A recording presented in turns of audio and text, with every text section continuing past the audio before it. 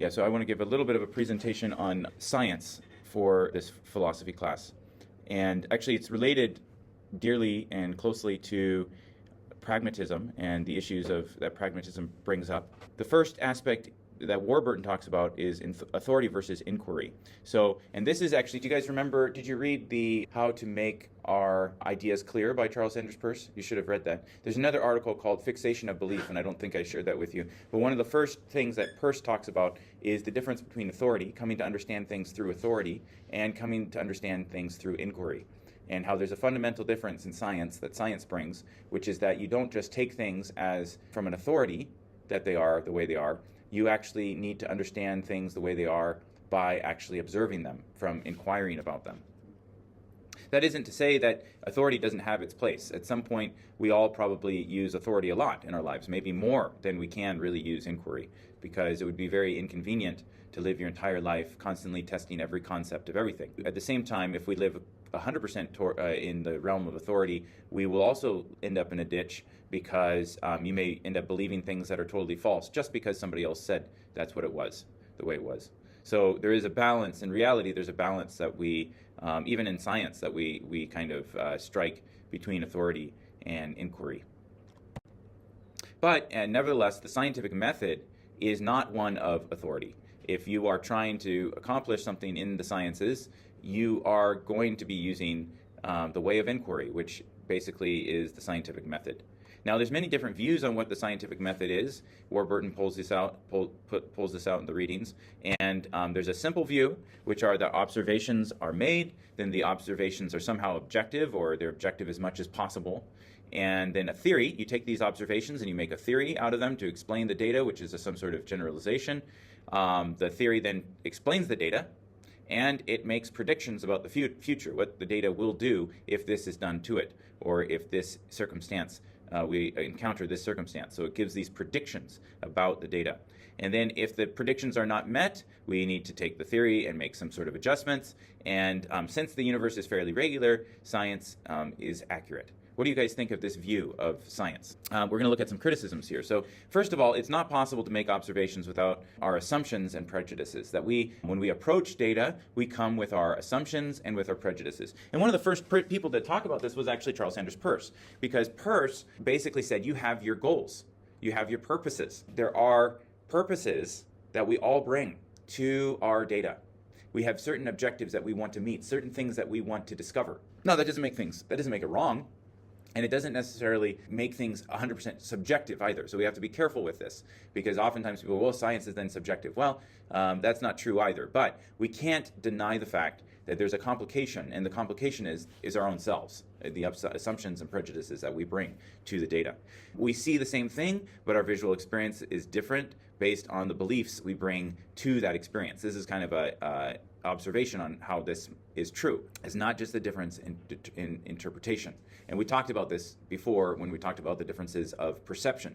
That, if you look at the moon, that's an interpretation issue. That if the moon is on the horizon, it looks bigger than the moon is above you.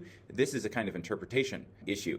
But even without that, you just take pure observation, or when you're listening to somebody, just pure the time when somebody is just listening to somebody else speak, sometimes you can hear different things because your beliefs are different. A physicist sees an electron microscope, so the actual object of an electron microscope. When a physicist sees that, they see, oh, that's an electron microscope. I know what to do with that. I know how to use that.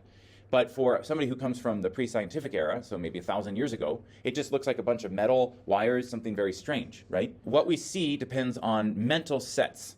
So we have knowledge, expectations, culture, cultural upbringing. These types of things are part of a mental set, and that mental set then affects the way that we look at things. Some observations don't or are not affected by our beliefs. So again, I said the size of the moon on the horizon. Whether or not I believe what I believe about that, it just looks bigger. The beliefs can be different, but I'm going to still think that moon is bigger when it's closer on the horizon. Now, my beliefs can be incorrect about why, but that doesn't get away from the fact that I'm actually not being affected so much by what I believe about it. It's just hitting me that way. Background knowledge doesn't always interfere with our observations. So you don't always have a situation where your background knowledge will interfere, but it's very possible that it will. and most times it does. But it still holds against the simple view that what we see is what we get, sort of thing. Another criticism here is that observation statements are made in natural language. So whenever we're trying to make a statement about scientific truth, we use language. When we use language, we already are going to have some cultural views that are implanted in that language. Maybe it doesn't affect my observation, but it's then going to affect your understanding of the science of that. So you can't be theory neutral in your language, Warburton says. Theoretical assumptions are built into the way that an event is described. Observation statements classify our experience in a certain way, not only the way that we could classify our experience. So we could classify our experience in a number of different ways, but the statements tend to put them in a very particular way, a very special way. So let's take this example. The molecular structure of the material was affected by heating. Well, in the above sentence, there are theories which are presupposed to be true. So, for example, you have to already have an understanding of molecular structure. You have to believe something about molecular structure and have a theory behind that in order to make this statement. You have to have a theory that some object can be affected by another object's heat, that the heat can be somehow transferred or give some sort of effect on another material. So these kinds of thoughts all require, and this language all requires some sort of theory that is presupposed behind it. Warburton says, theory always comes first. What you see usually depends on what you know, and the words you choose describe what you see always presuppose a theory of the nature of things. There's also another problem, and that is selection. We tend to select a certain set of the data. We cannot possibly use all of the data. It would be impossible. You would never have any generalization to make because all the time you would be doing is collecting data. So you have to focus on what you think is important. And as you narrow that down, then other observations are potentially lost. You will lose the ability to talk about other observations. Now, there's another view that's problematic, and that is the problem of induction. So scientific inquiry is primarily an inductive activity. But there are other kinds of reasoning. There's actually two more. So there's also deduction and abduction, and we're going to look at each of these. So deduction, induction, and abduction. Again, Charles Sanders Peirce gave us this word abduction. So you're going to see this guy is actually very important, even though he's not as well known. Did you guys know about Charles Sanders Peirce before this class? No. Yeah. Did you? I know other Peirce. You know other Peirce, but not Charles Sanders Peirce. Yeah, so he is Peirce, pronounced purse, like carrying a purse. I heard about the Pragmatism. You heard about pragmatism. A lot of people heard about pragmatism mostly because of William James, because William James became very popular. But Peirce was never popular in his lifetime. In fact, he was kind of forgotten about. But a lot of scientists were using his ideas because they'd found his writings, they were influenced by him, but he often wasn't thought of as highly as somebody like William James. It's an interesting thing that's happened, but he came up with this concept of abduction. And actually, there's been a revival in the United States in the, maybe even goes back to the 50s, but especially in the last 30, 40 years, I think, there's been a re-interest in who Charles Sanders Peirce is. That what induction really is when you make a large number of observations, then you can make a generalization. So you observe that animals with fur give birth, right? This is called viviparous, okay? So an animal that's viviparous will be able to give birth to in a live way, not through an egg, okay? So if we see that animals with fur are viviparous, and then we can make the generalization that all animals that have fur give live birth, okay? That seems very reasonable, right? But the problem that we run into is that, for example, we have platypuses, which they're animals that have fur. Platypus that lives in Australia has fur, but when it gives birth to an egg. Develop inside of an egg and then hatch from an egg. Our observation is correct, but our conclusion is incorrect. And this is the problem with induction, is that you can have observations that are correct, but it doesn't mean that your conclusion is correct. So inductive premises, which are true, can still have conclusions that are false, okay? There's also like the black swan theory. So maybe you've heard about this before. In the past, people thought, at least in the West, in Europe, it was different in other parts of the world, but in Europe, we believed that all swans are white. Okay? Now, then people later on went to Australia, and what did they find? They found a black swan. So now the observation that all swans are white was incorrect, because there are also black swans. So the inductive generalization that was made ended up being false. So deduction is different. Deduction is powerful because you can start with a generalization or a premise and move to a logical conclusion. And if the premise is correct, the conclusion is what? Does it have to be correct, or could it be false in deduction? If you make a premise is the first part of your statement, and then you have something connected to that statement. You have a conclusion that can be made. So I'll give an example of this, is that all men are mortal. Is that true? No. Some men are not mortal? Well, sorry. It's true. All men are mortal. In other words, all men can die eventually. Okay. And then I say, Confucius, Kongzi, is a man, or was a man. So is Kongzi immortal or mortal then? Mortal. Just based on that information, you don't have to have any other information.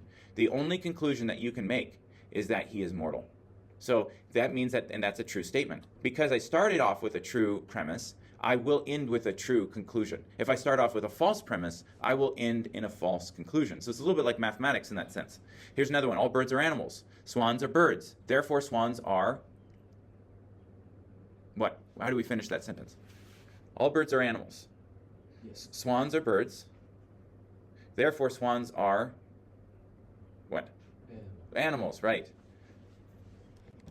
So deduction essentially is what we would call truth preserving. Premises are true, the conclusions must be true. So what's wrong with this sentence? All birds are animals, swans are birds, but swans are not animals. All birds are animals, swans are birds, but swans are not animals.